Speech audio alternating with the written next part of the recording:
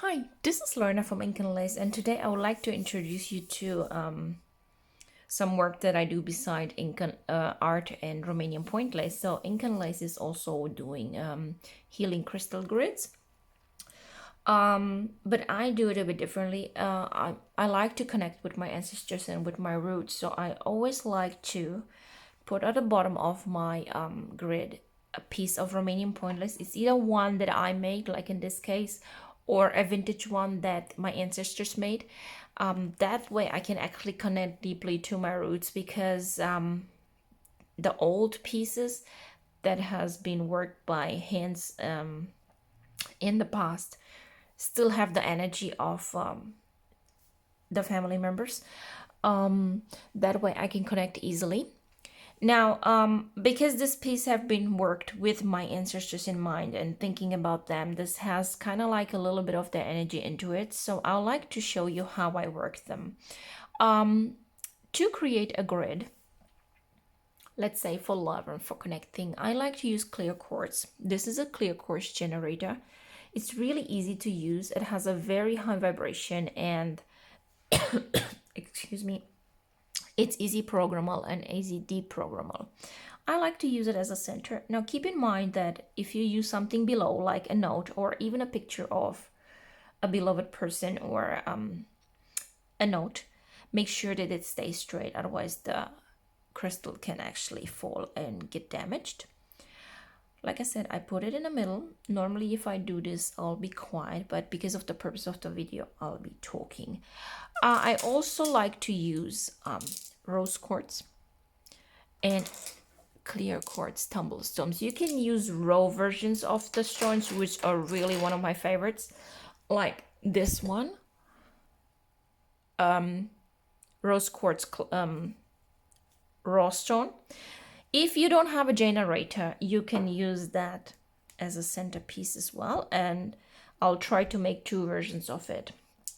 Okay, but for now let's go to generator, because this is really important. If you like the energy to be really high, I like to place the clear quartz right next to it. They don't have to connect. Their energy is actually quite strong. So there you go. If you don't have many stones to work with, just a few of the same, this is basically enough to finish your grid. Now what you need to do, if you don't have any other stones, you can activate it. I'll show you this at the end. But if you have more stones to work with, let's move on to more stones. Okay, now how about rose quartz? This is one of my favorite stones to work with. It represents love, forgiveness, moving on, has good vibes on it. Now, like I said, the second round you can move on again with finishing the grid. It is fantastic. I like to use no more than 4 different stones to create my grid, because I like my excuse me, that's the phone. I like to use a good stable energy level. If you love pyrite like me, and I'll tell you in a minute why I use pyrite to connect with ancestors, even though traditionally it's not on. Traditionally you will connect with crystal skulls, amazonite, different type of jaspers, petrified wood, but I'll tell you why I connect with pyrite. Even though pyrite has been mostly lately for abundance and financial help grids, this is a pyrite cluster and I love it a lot. It reminds me a lot of my childhood, because this is one of the first crystals that I have been connecting with, I think at the age of 5 or 6. So it always reminds me of my childhood. That's why I use this in my ancestors grid. Now, since I love pyrite, I'll use it in the next row to this grid. Now at the moment I'm using 3 different crystals: clear quartz, rose quartz, and pyrite, and this should be enough to create a really good grid. I have 4 left, so what I can do is either create a small tiny row here with pyrite since I like it. You don't have to. If it's an ancestor grid or something that is connected to your past, your family, where you're from, make sure that you try to find out which crystals come from your country and what you've been connecting with before, or any family members. So since to me it's pyrite, I can do that. I can use the last rose quartz to extend my grid. Now, since it's all the same and I have a few of these, I can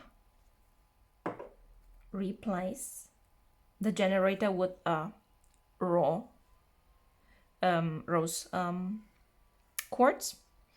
Will do almost the same job. Okay, this is really easy programmable and really easy to deactivate. Or I can use a cluster. Okay, so it's all up to you, but let's put the generator back. Once this is done, you need to activate your grid, otherwise it's just some pretty rocks. Okay, so there's two ways that I like to do it at the beginning. Excuse me. I like to activate it via my hands.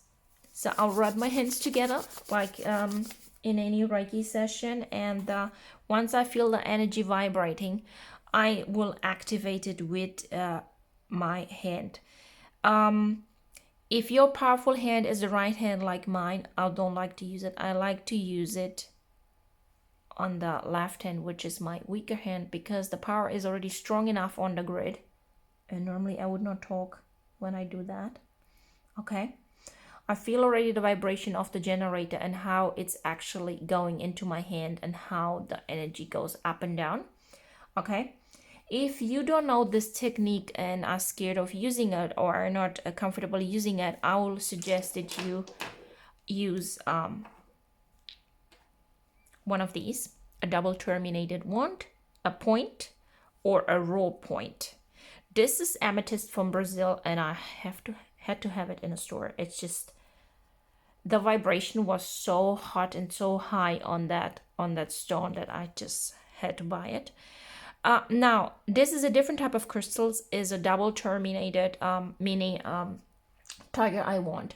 The reason I like to activate with the mini tiger is because it's a fire element, and I am fire element due to being Leo, so this works for me well and has a very high vibration to me. You don't have to. Try to find a stone that works for you, or you can use a clear quartz point.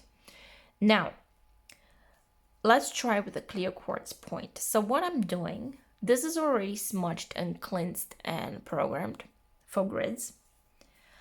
You can do the activation either from outside, going to each stone. If you touch them, make sure that you don't touch them too hard, so you don't want to damage the clear quartz, right? So you do this in a quiet manner. If you have a separate row, like in this case the pyrite, you can activate it going in between, or you can do this at the end, all up to you. Important is, once you finish the whole row, that you connect the stones to the generator. Leave the grid on for about 40 days or longer if necessary. If you feel that you connected enough with the grid, with whatever the intention the grid had, you can actually deactivate it. Make sure that once it's activated that you do not move it around too much. Okay, I like to use brass trays, because if I have to move my grid or smudge it, if I leave it too long, it's easy to move. Okay, now if you like to activate it with the amethyst is a really good activator, and in this case a point as well, because it has a really good vibration, the amethyst. So you do the same, right? Each row. If you like to use the double wand, the double terminated wand, I like to use the wider part, and you do the same, right? If you forget a stone, do not worry, just go back and include it. Yes. So I'll have a workshop on how to make healing crystal grids at North Harbour here in Brisbane on September the 15th. So if you would like to be part of this workshop where your crystal grid is included with all your crystals, make sure that you book in time. I'll leave all the information in the subscription box, and also make sure that you book in time because we are already in September. So thanks for watching, and if you have any questions, please comment below. Laat even daar even poep.